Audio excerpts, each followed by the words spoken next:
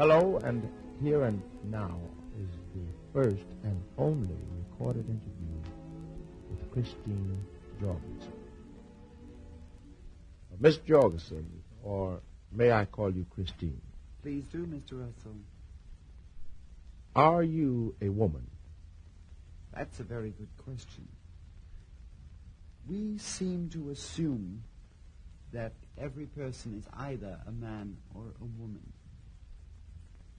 But we don't take into account the true scientific value that each person is actually both in varying degrees. Now, this sounds a little evasive, and I don't mean it to be, when in all actuality my only answer to that is that I am more of a woman than I am a man. I see. Speaking from a medical and a physiological standpoint, do you have female organs?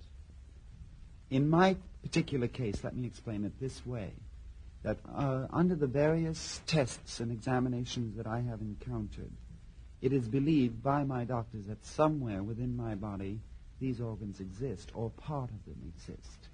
The ovarian tissue? Yes, due to chemical results that they have gotten.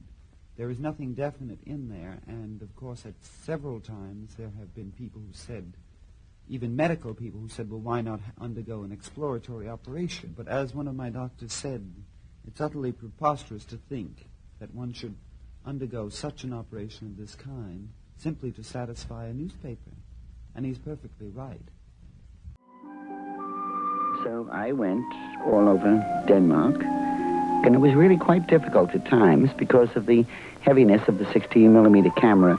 I felt that this was going to be my livelihood when I returned to the United States. On a warm day, the cold water fountain, and I was there because there wasn't anybody else. So I started the camera and went and took my own picture, messy as it is.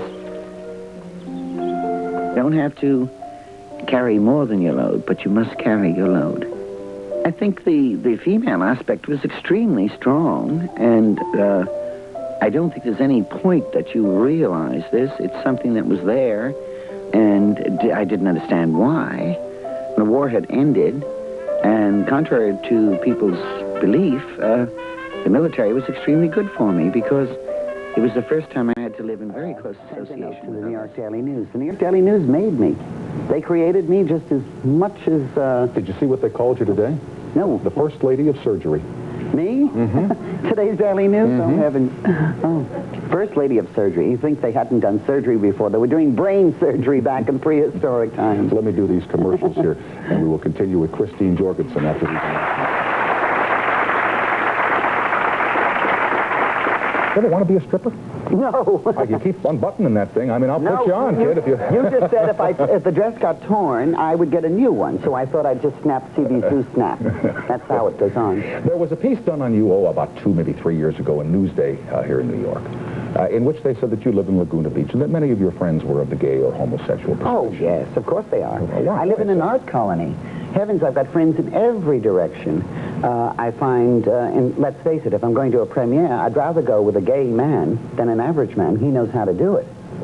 I mean, we get out of the car and the limousine, he looks great and the whole thing. Oh, I thought you meant something else. Oh! Well, he might know how to do that, but not with me. He's not interested in me and I'm not interested in him. What was it like the first time